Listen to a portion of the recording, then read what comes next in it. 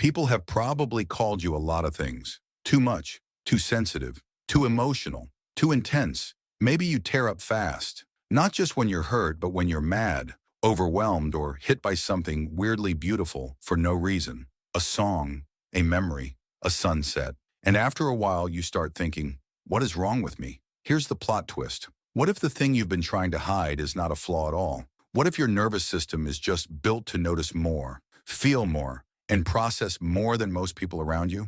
And if that's true, then the goal is not to toughen up.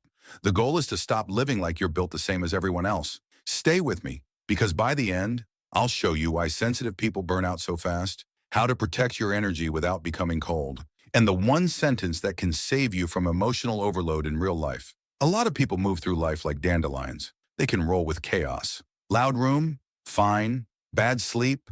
Fine. Weird tension in the air? They barely notice. They're built for speed and survival. But humans also needed another kind of person, the one who noticed the mood shift before the fight, the one who sensed danger before anyone said a word, the one who caught the off vibe, the weird smell, the tiny signal everyone else missed. That might be you. Your system is not low quality. It's high resolution. You don't just hear noise. You hear layers. You don't just see a room. You feel the room. You don't just listen to someone's words. You catch the pause, the tone, the energy behind the sentence. That can feel like a superpower.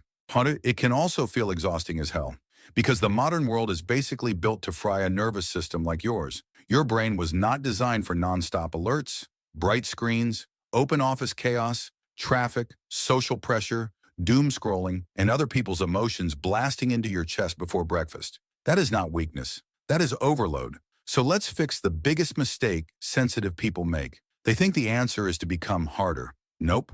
The real answer is to build an environment that stops draining you all day long. Think of yourself like a high-performance car. If you keep pouring bad fuel into it, then blame the engine, of course it's going to feel broken. The issue is not the machine. The issue is the setup. So here's the first shift. Stop treating your sensitivity like drama. Start treating it like data.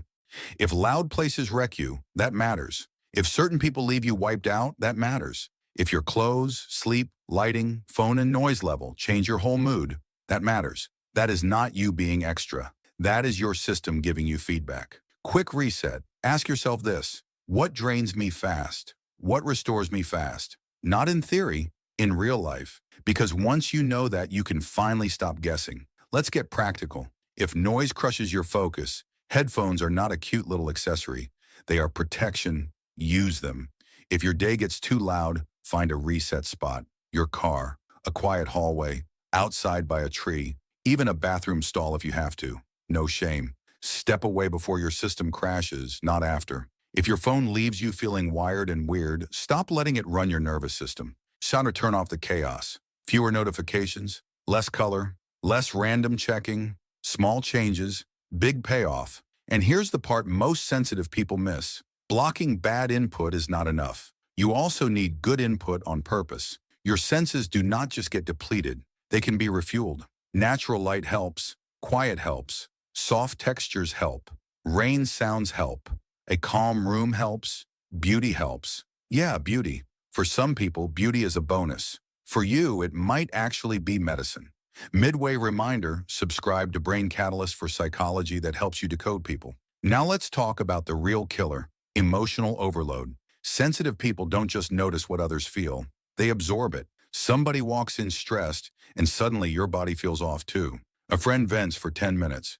And now you're carrying their mood like it's your job. This is where you need one mental switch. Do not confuse caring with caring. That line can change your life. Caring means you show up. Caring means you take their pain into your nervous system and call it love. That is not love. That is self-erasure. So when someone around you is spiraling, tell yourself this: I can care without taking this on. Not cold, not rude, just clean.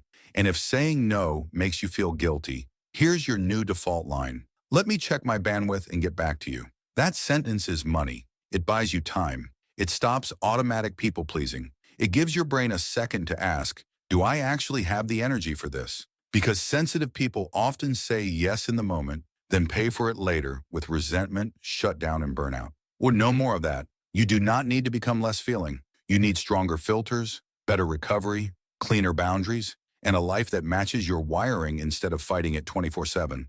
That is where your power is. Because when sensitive people are protected, rested, and in the right environment, they don't just function, they shine. They create better. They read people better. They love deeper. They see what other people miss. That is not being too much. That is being deeply tuned in. So stop trying to turn yourself into someone louder, colder, or less affected.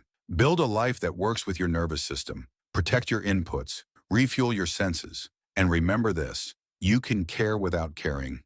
Comment greenhouse if you're done apologizing for your sensitivity and ready to protect it like the strength it actually is.